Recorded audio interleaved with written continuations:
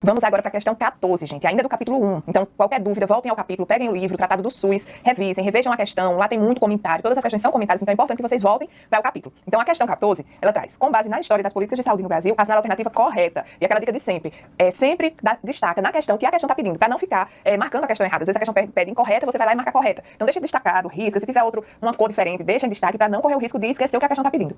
Então, letra A.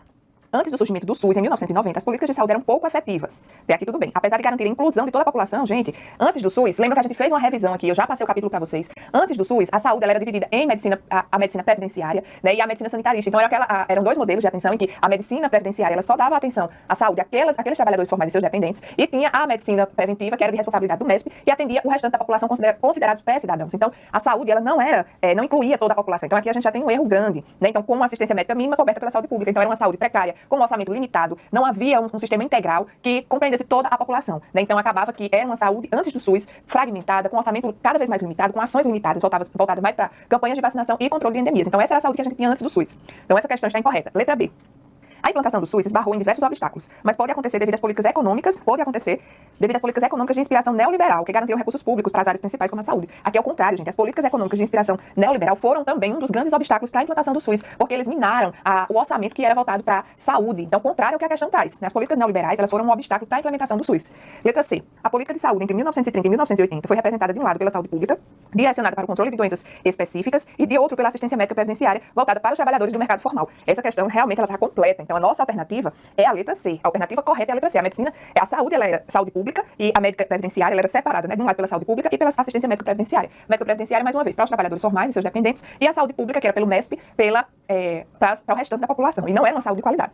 A resposta correta é a letra C. Vamos só corrigir a letra D e a letra E para que vocês entendam e nunca mais esqueçam. Letra D. O ápice da reforma sanitária foi o relatório da 8ª Conferência Nacional de Saúde. Entretanto, as suas propostas não foram incorporadas à Constituição de 1988. Nada disso. O relatório da 8ª Conferência Nacional de Saúde serviu de base para o capítulo que existe na Constituição Federal sobre a saúde e também para a instituição do Sistema Único de Saúde. Então, foi um dos documentos principais para a instituição do SUS e Constituição Federal. Então, serviu de base, gente. Então, foi sim incorporado. Sendo realizado somente após 96 com a Estratégia da Família. Não, né? Então foi, na Constituição Federal, o relatório serviu de base para a construção desse capítulo sobre saúde. Letra E, até o início dos anos 80, existiam no Brasil dois sistemas de saúde concorrentes, um público e um privado, sendo dois absorvidos pelo SUS a partir do seu surgimento, os dois. Até o início da década de 80, realmente existiam esses dois sistemas de saúde, o público e o privado, sendo que o privado era previdenciário, né? Que só para os trabalhadores rurais, não é que ele é exatamente privado, mas só para os trabalhadores formais. E o SUS é um sistema único de saúde, ele não incorporou o público e o privado. Lembra que o SUS, os serviços de saúde privados, eles entram na assistência ao SUS em caráter complementar, então eles não são totalmente incorporados pelo SUS. E o público é um sistema de saúde público para toda a população. E o diferencial do SUS é exatamente a universalização, a integralidade, a equidade, né, em seus princípios e suas diretrizes, que aborda toda a população e não subdivide mais trabalhadores formais e pré-cidadãos, como acontecia antes da instituição do Sistema Único de Saúde. Então, essa questão também está errada, a resposta correta é exatamente a letra C, como a gente já discutiu agora há pouco. Vamos para a questão 15. A 8ª Conferência Nacional de Saúde, realizada em março de 1986, foi um marco para as mudanças na área da saúde depois do fim do regime militar no Brasil. Essa conferência contou com a participação de mais de 4.000 pessoas e reuniu instituições de saúde e representantes da sociedade civil, dos grupos profissionais e dos partidos políticos. Dentre as principais resoluções da 8ª Conferência Nacional de Saúde encontram-se: letra A. Adoção de um conceito amplo de saúde, segundo o qual a saúde é resultado das condições de alimentação, habitação, educação, entre outros, e da organização social da produção, criando um sistema único de saúde, separando-se gradualmente a saúde da previdência.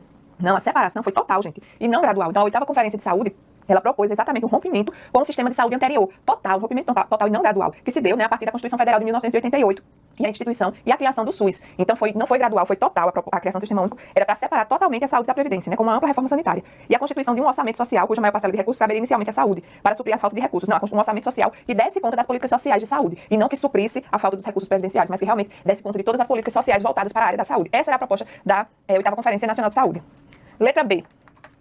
Adoção de um conceito amplo de saúde, segundo o qual saúde é um resultado de condições dignas de vida e acesso universal e igualitário a ações e serviços de saúde. Criação do sistema único de saúde, separando totalmente saúde de previdência, por meio de ampla reforma sanitária, constituição de um orçamento social que englobe os recursos destinados às políticas sociais. Exatamente isso, né, que a gente discutiu agora há pouco. Então, a nossa resposta da questão é a letra B. Vamos só corrigir as demais também, porque é importante, na hora que vocês estiverem estudando, não é encontrar a resposta e já passar a questão. Tenta corrigir o que está errado nas outras alternativas, que isso vai te ajudar a fixar ainda mais esse conteúdo.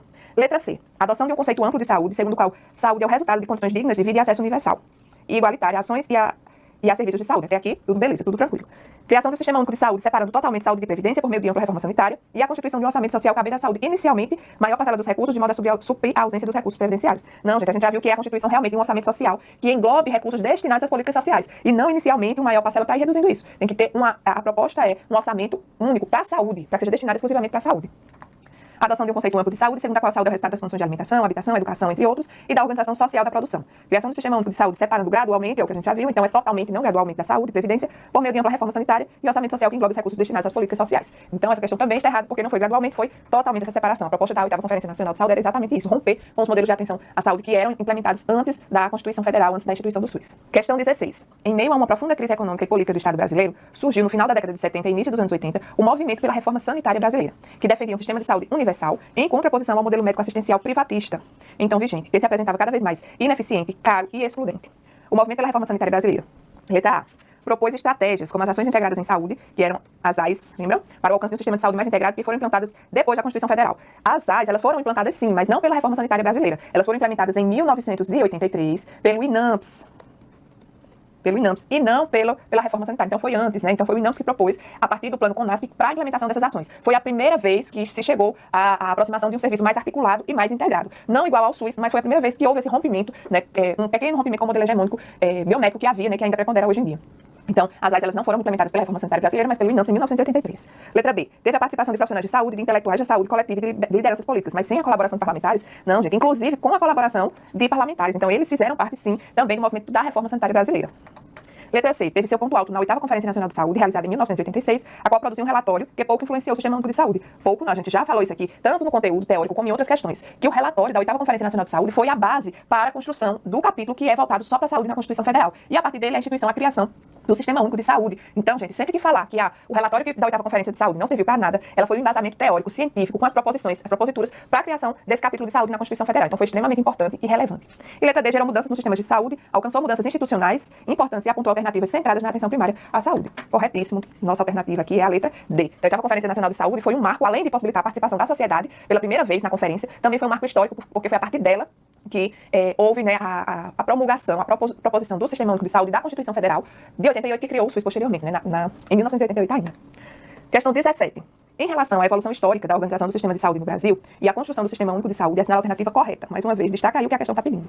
Correto. Letra A. As primeiras preocupações do Estado brasileiro com ações relacionadas à saúde da população, de economia eminentemente industrial, eram com atividades dirigidas ao saneamento dos portos. Não, gente, as primeiras preocupações do Estado brasileiro com as ações relacionadas à saúde da população, que não era eminentemente industrial, mas era eminentemente exportadora rural, então era bem rural a população brasileira, né, eram com as atividades ligadas ao saneamento dos portos, das cidades também, esse saneamento. E também, além disso, a questão do controle de endemias era o que mais se preocupava. Então, as ações do Estado brasileiro não estavam preocupadas em promoção, em qualidade de vida, em saber os fatores determinantes, sociais, individuais, coletivos, que interferiam na vida, na saúde da pessoa que estava acometida pela doença, mas pensando sempre na produção. Então, era voltada para essa população, que era eminentemente exportadora rural, e também para o saneamento dos portos, das cidades, e além do controle de endemias, né, que é o que se preocupava o governo brasileiro. Letra B. O INPS era organizado por empresas e administrado e financiado por empresários e trabalhadores. Nesse caso aqui, gente, não era o INPS, mas eram as CAPs, que eram as caixas de aposentadorias e pensões, né, que foi o primeiro marco, assim, o embrião da Previdência Social no Brasil. Então, as CAPs, que foi criada pela Lei Eloy Chaves em 1923, era organizada por empresas e administrada e financiada por empresários e trabalhadores.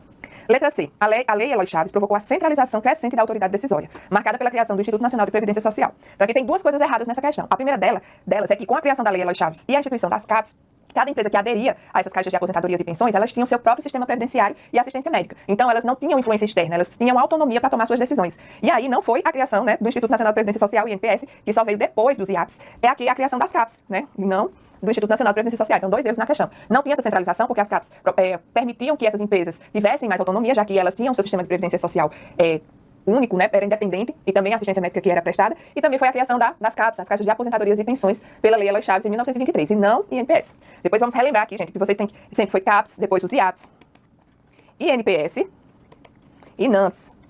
Fazer um resgate histórico para vocês não esquecerem, né, INAMPS. Letra D. O modelo de prestação de serviços de assistência médica esteve condicionado ao amadurecimento do sistema previdenciário brasileiro com a criação das caixas de aposentadorias e pensões. Exatamente, correta. Aqui é a nossa alternativa correta, porque esse modelo de prestação de serviços de assistência médica ela esteve condicionada inicialmente às caixas de aposentadorias e pensões, né, ao sistema previdenciário brasileiro, que se iniciou com as CAPs. E aí chegou, né, até o nosso sistema único de saúde que nós temos hoje. Mas antes a saúde era voltada totalmente para o sistema previdenciário. Era ligado ao sistema previdenciário. Então, a resposta correta, letra D. E a letra E não é porque a criação dos institutos de aposentadorias e pensões marcou as preocupações do Estado brasileiro com a saúde pública, e essa fase corresponde ao auge do sanitarismo campanista. Não, na verdade, não foram os IAPs que tiveram esse marco inicial, mas as CAPs, porque pensou em inicial, a gente falou em Estado brasileiro, a preocupação do Estado brasileiro inicial com a saúde pública foi através das CAPs, das caixas de aposentadorias e pensões. Os IAPs foi através, quando houve uma unificação dessas CAPs que se tornaram os Institutos de Aposentadorias e Pensões, que são os IAPs. E essa fase era uma fase ainda muito limitante, a saúde era voltada apenas para os trabalhadores formais, né, voltado para campanhas de vacinação, controle de endemias, né, então foi isso que acarretou. Então não foi marcou a preocupação do Estado brasileiro com a saúde pública, porque a saúde pública ainda era muito limitada em relação a esse sistema, e nem toda a população tem acesso à saúde. Questão 18. Tendo como referência o que é SUS, de Paim, em 2015, analise as assertivas que versam sobre o desenvolvimento histórico da organização sanitária e das políticas públicas de saúde no Brasil e assinala a alternativa incorreta. Então aqui a questão pede o que está errado. Qual é a alternativa errada? Letra A. Até a década de 20, observa-se uma espécie de assistencialismo exclusivo, ou modelo residual, que ocorre em países como os Estados Unidos. Então, isso está correto por quê? Porque era uma espécie de assistencialismo exclusivo, porque só os trabalhadores que tinham carteira assinada, que eram considerados trabalhadores formais e seus dependentes, que tinham acesso a essa saúde de qualidade, né, acesso à saúde pública de qualidade, melhor, digamos assim, por parte das caixas de aposentadorias e pensões. Então, só esses trabalhadores, posteriormente, com a criação do MESP, aquelas pessoas que eram consideradas pré-cidadãos aqui conseguiam ser atendidas, né? O restante da população era atendida. E tinha por isso que era considerado um assistencialismo exclusivo ou residual. Não abordava toda a população. E ocorria, como em países, né, como os Estados Unidos, que até hoje existe esse modelo. Letra B. Com a difusão da saúde como direito, em 1948, pela Organização Mundial da Saúde, o Brasil passa a incorporar a saúde como direito social. Não, gente, essa alternativa ela está incorreta. Por que ela está incorreta? Porque, apesar da Organização Mundial da Saúde ter difundido que o direito à saúde era um direito social desde 1948, só 40 anos depois, com a Constituição Federal de 88, foi que o Brasil considerou a saúde como direito social. Então, nós passamos 40 anos aguardando a inclusão da saúde como direito social após essa declaração da Organização Mundial da Saúde em 1948. Então, lembre, o Brasil só passou a aceitar, a considerar a saúde como direito social, dever do Estado, direito de todos, após a Constituição Federal de 1988. Antes disso, o Brasil ele continuava com essa política de saúde excludente, né, em que só uma parte da população era atendida e tinha esse direito à saúde assegurado. Então, a resposta errada aqui da nossa questão 18 é a letra B. A letra C, a partir de 1930, adota-se um sistema de saúde do tipo meritocrático, inicialmente para trabalhadores urbanos. Correto, né? Então, principalmente para as áreas urbanas, as áreas de portos, que eram aquelas áreas em que tinha uma circulação de bens, de consumo, né, uma atividade voltada, né, para a economia. Então, essas pessoas acabavam sendo mais beneficiadas que outras. Letra D. A análise do contexto atual aponta para a existência de traços do modelo residual de seguro social e de seguridade social. Se a gente for fazer uma análise do contexto atual da saúde no nosso país, a gente ainda encontra pontos que são voltados para o que existia antes da instituição do Sistema Único de Saúde, uma atenção residual, um modelo de atenção à saúde mais residual, que acaba beneficiando umas pessoas e outras não, do seguro social e da seguridade social. Então, ainda existe essa fragmentação, no sistema de atenção à saúde, né? Hoje se tem as redes de atenção à saúde, que o que ela implementa, o que ela considera, o que ela trouxe é que a saúde ela ocorra de forma integral, coordenada pela atenção primária à saúde e ordenada pela atenção primária à saúde. Mas a gente sabe que o serviço de saúde, esse nosso modelo de atenção à saúde, ainda tem muita influência do modelo hegemônico, do modelo biomédico, que ainda é preponderante no nosso país, infelizmente. Letra E, o documento A Questão Democrática na Área da Saúde, apresentado em 1979, no primeiro simpósio de Política Nacional de Saúde da Comissão de Saúde da Câmara dos Deputados, marca a proposição de criação do sistema do tipo Seguridade Social. Correto também. Vamos para a questão 19. Na composição originária do movimento sanitário no Brasil, podem ser identificadas 3 vertentes principais, sendo que a primeira vertente, caracterizada por difundir a teoria da medicina social, é constituída por: letra A, médicos residentes em renovação estudantil, não, né, movimentos estudantis, não renovação. Letra B, movimento estudantil e Centro Brasileiro de Estudos de Saúde, esses sim eram responsáveis. Por quê? Porque já eram movimentos, então a própria questão já traz, então movimentos, né, que já incorporavam a teoria da medicina social, já traziam esses estudos sobre a questão da teoria da medicina social, a inclusão, um sistema integrado de saúde. Então tanto o movimento estudantil como o Centro Brasileiro de Estudos de Saúde, né, foram importantes por difundir a teoria da medicina social, essa vertente que fez parte do movimento sanitário brasileiro. Então a nossa resposta correta é a letra B, movimento estudantil e Centro Brasileiro de Estudos de Saúde. Letra C não é profissional de saúde sim, mas a academia nem tanto, né, da área da saúde coletiva. União Nacional de Estudantes do Movimento Brasil Livre, não, era um movimento estudantil que era mais articulado, envolvido no processo da reforma sanitária brasileira. Liga Acadêmica e Movimento Liberal Estudantil também não. Então, resposta correta, letra B. Questão 20. É possível afirmar que os principais desdobramentos da 8ª Conferência Nacional de Saúde foram a constituição da Comissão Nacional da Reforma Sanitária e a conformação da Plenária Nacional de Saúde. Olha que a nossa alternativa já está na letra A. Então, a Plenária Nacional de Saúde foi a constituição também, né, a conformação pela Conferência Nacional de Saúde, a 8ª Conferência Nacional de Saúde, e foram a partir tanto da Comissão Nacional de Reforma Sanitária como da Plenária Nacional de Saúde, a constituição do relatório final da 8ª Conferência Nacional de Saúde, o que serviu de base para a Constituição Federal e criação do SUS. Então, foram duas constituições, né, os principais desdobramentos da 8ª Conferência Nacional de Saúde foram fundamentais para o sistema de saúde que nós temos hoje implementado no nosso país. Então fiquem atentos a isso, gente. E aí, na dúvida, quem tiver dúvida, vai lá no livro, consulta, é o primeiro capítulo, tem todas as questões comentadas, né, o Tratado do SUS, que está todo atualizado, foi todo revisto, revisado, com questões novas, questões atuais, com conteúdos novos. Então, se você tem o livro anterior e quer se atualizar cada vez mais, então o Tratado do SUS, foi totalmente reformulado, com questões mais atualizadas das provas de concursos e residências. Tudo isso que a gente está falando aqui nessa aula tem no tratado, no capítulo 1, a evolução histórica das políticas sociais no Brasil, das políticas de saúde no Brasil. Então é importante que vocês também assistam a aula, mas voltem ao livro, ou quem já tiver o livro, já pode ir acompanhando a aula pelo livro, para ir colocando alguma dúvida, algum comentário que eu possa fazer para complementar o que vocês já têm no livro, né? Então vão sempre acompanhando pelo livro, quem ainda não tiver, adquira e vai anotando as questões, porque faz total diferença na hora de estudar, na hora de voltar para fazer a revisão desse capítulo. Tranquilo? Então vamos passar adiante para mais uma questão. Vamos agora para a questão 21. De acordo com Aires, 2009, entende-se por modelo de atenção à saúde. Essa referência de Aires diz respeito ao texto dele, que é intitulado Organização da Atenção à Saúde, né, Práticas e Modelos. E aí você pode ir à fonte e ler também o texto completo de Aires para responder a questão. Então, de acordo com Aires, entende-se por modelo de atenção à saúde a convergência de horizontes entre os diversos discursos acerca de modos de operar e gerir as tecnologias de atenção à saúde de indivíduos e populações. É exatamente isso, né? Lembra que modelos de atenção à saúde, que a gente discutiu na aula, não existe uma receita, não é algo fixo. O modelo de atenção à saúde, ele está voltado para o contexto de saúde da população. Ele tem que ser feito, ele tem que ser proposto a partir das condições de saúde, do contexto social, determinantes sociais individuais e coletivos da população, para que esse modelo ele possa se adequar à realidade local, à realidade do país, e não um modelo de atenção à saúde que seja totalmente imutável, rígido e que não tenha essa dinâmica, essa adequabilidade. Então, é exatamente uma convergência de horizontes, de ideias, de pensamentos, né, entre diversos discursos acerca de modos de operar, de gerir as tecnologias de atenção à saúde de indivíduos e populações, né? Então, isso é o que Aires, no seu texto, entende por modelo de atenção à saúde.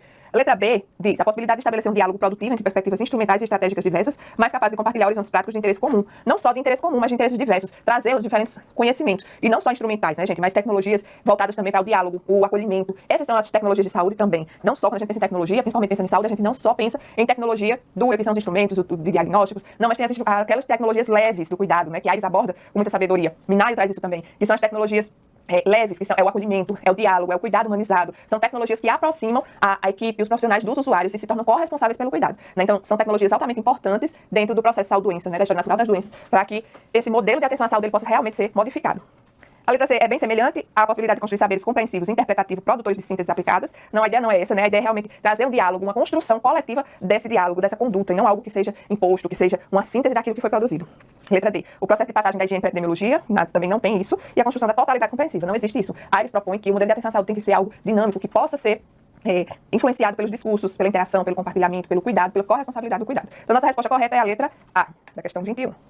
Questão 22 ainda aborda o texto de Aires, né? Então, Aires, 2009, ao discorrer sobre algumas necessidades e possibilidades de construção de modelos de atenção à saúde, subdivide a análise em 3 planos relevantes e estreitamente ligados. São eles: o eixo das interações, não faz parte dessa proposta de Aires, a epidemiologia também não, porque o eixo das interações e a epidemiologia, ele está muito voltado para um modelo mais hegemônico, o modelo biomédico, que está pautado só em números, que está pautado no curativismo, na cura da doença, nos indicadores que voltam-se para a doença. E aí, quando o Aires traz essa nova possibilidade da construção de um novo modelo de atenção à saúde, ele traz 3 vertentes que são extremamente importantes, 3 planos. Então, o núcleo do saber é uma delas, porque o núcleo do saber envolve todas as teorias, todos os conhecimentos, troca de saberes que existe tanto entre profissionais como também usuários, é um saber compartilhado.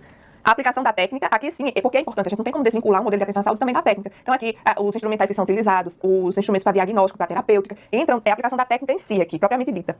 E o aspecto da ética, que aqui envolve a questão dos valores, da parceria que existe entre usuários, né, e profissionais de saúde e equipe. Então, são os valores envolvidos dentro dessa relação de construção do modelo de atenção à saúde. Então, Aires considera que para um modelo de saúde, de atenção à saúde, para que ele seja realmente eficaz, é necessário que exista essa compreensão do núcleo do saber, essa consideração do saber profissional, técnico, mas também o saber popular, o saber da comunidade, né, esse saber que vem da cultura, tem que saber compreender, entender e trazer para dentro desse modelo de atenção à saúde.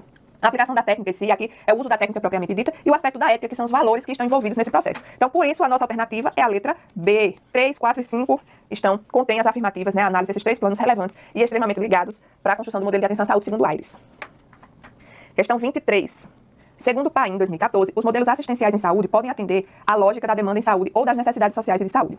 Há diversos modelos, sendo alguns hegemônicos sobre outros, ou seja, aqueles que estão aí até hoje, que se sobrepõem em relação a outros. Um desses modelos, que tem seus fundamentos ainda está presente nas práticas de saúde, é denominado modelo médico assistencial privatista. A alternativa que preenche corretamente a lacuna do trecho acima é saúde integrativa? Não, porque a saúde integrativa, ela entra como um dos modelos alternativos de trazer novas perspectivas para a saúde, né? Não voltar mais aquele modelo biomédico, esse modelo mais rígido, voltado para a cultura da medicalização, né?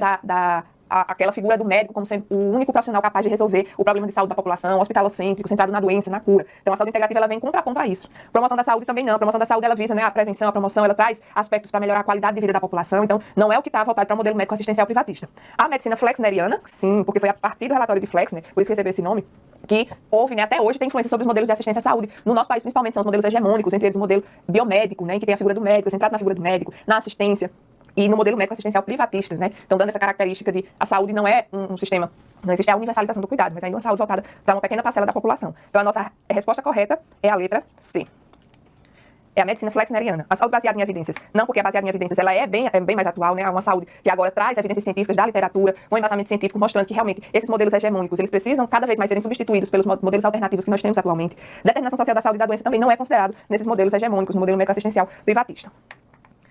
Questão 24. Então vejam, gente, que são questões bem elaboradas, que trazem textos, que são não só capítulos de livros, mas são textos, né, artigos. Então é importante você sempre fazer leituras complementares sobre esses conteúdos, ler artigos, ler livros, mas também pelo entendimento que você tem do conteúdo, você consegue responder a questão. Não necessariamente você precisa ter lido todos os textos do mundo, mas você precisa entender a linha histórica em que o país passou, né, a saúde pública no país passou, para que você entenda os principais pontos em cada uma dessas etapas. E aí, independente do autor, independente da questão, você vai conseguir sim responder as alternativas. Então não fiquem com medo de ser muito texto, de ser muito conteúdo. Entendam essa linha temporal, entendam por quais etapas o país passou, e a partir disso você vai conseguir sim responder todas as questões. É certeza isso. Tá bom?